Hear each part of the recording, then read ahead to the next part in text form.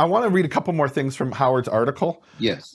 It's called The Gospel of Matthew, originally written in Hebrew, or was the Gospel of Matthew originally written in Hebrew in 1986. He says, I do not mean to suggest that the Hebrew in Shem Tov's text is pure 1st century AD Hebrew, for it clearly is not.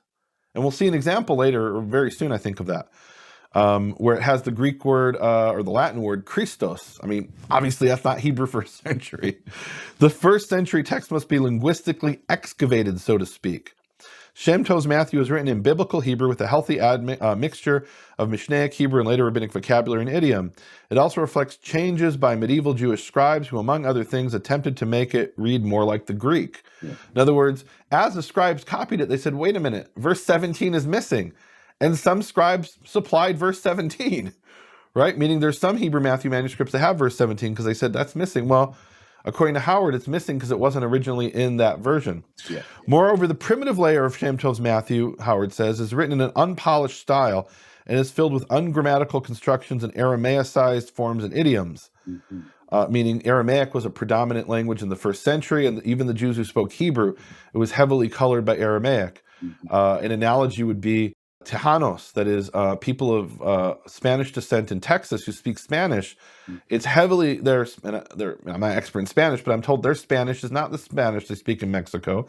It's heavily colored by English because they're surrounded by English speakers. In these characteristics, it resembles many of the Dead Sea Scroll fragments and gives the appearance of belonging to the same time frame. Reading Shem Tov's Matthew, Howard says, is often like reading one of the Dead Sea Scrolls. Can I bring one thing about this, just for the perspective, from the issue of perspective, is that we have said for years, and we're saying it again, this is not the Hebrew Gospel of Matthew that we believe that Matthew penned. This is a witness. Absolutely. Say witness. Let me say it again. A witness that we can use when we look at the English and the Greek and the Hebrew and all of these things together.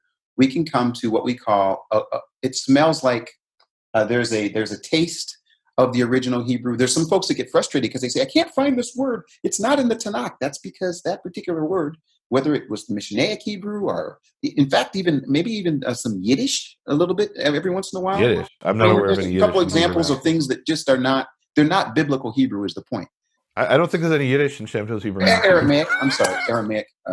Aramaic, and there's Latin words that we'll see, which are obviously glosses. But these words are not all exactly what was, but we have a witness. So this is why this is so exciting. And this is the first time we've had someone that's looking at all 28 manuscripts that you've been able to scour. I want to read something else Howard wrote, or I'll explain it. It's a really important point. So he brings the analogy first to Ben Sira, right?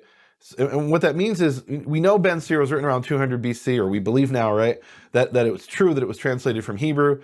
But the one from the year 1000 isn't identical word for word. It's been transmitted, and over that period of transmission, sure, things changed.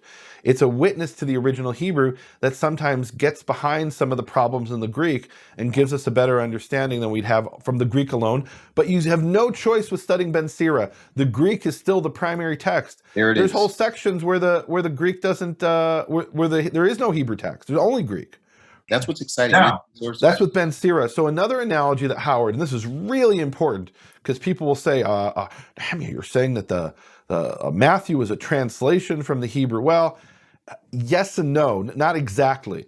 So he brings the analogy of Josephus. Yes. Josephus was a Jew from the Galilee who was a general in the army of the Jewish rebels against the Romans.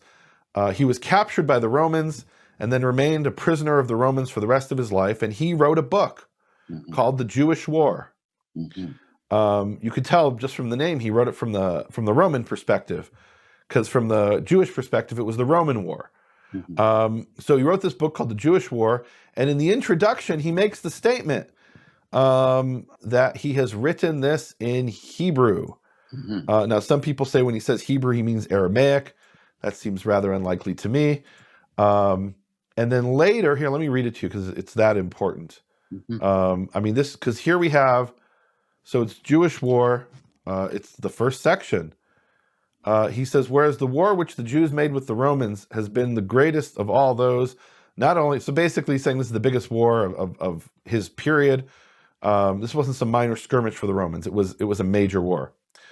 And he says everybody else is lying about it. Verse 3, of War, chapter 1, verse 3. I have proposed to myself for the sake of such as live under the government of the Romans to translate those books into the Greek tongue, which I formerly composed into the language of our country and sent to the upper barbarians. And by upper barbarians, he means the Jews living in the Parthian Empire, that is Babylonia, what today is Iraq and Iran, essentially, and then possibly what today is Yemen.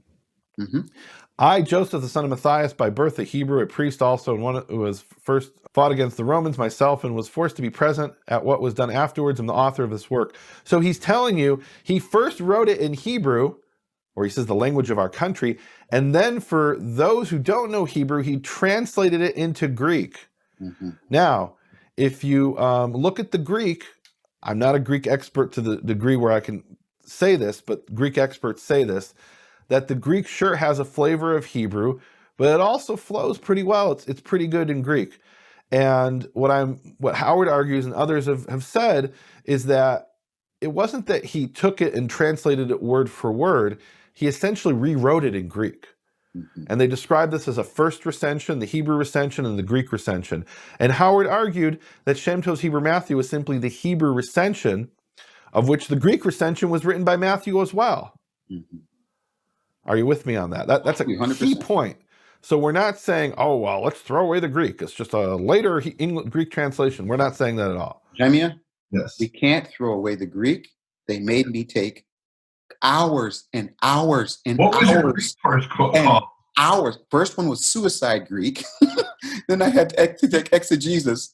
And I'm telling you, what I'm telling you is hours of Greek. And what you did in throwing me the curveball, 18 years, say 18 years ago, when you said the Hebrew Gospel of Matthew, I will tell you, I confess to the world, the first thing I thought is, he found the original Matthew. Are you kidding me?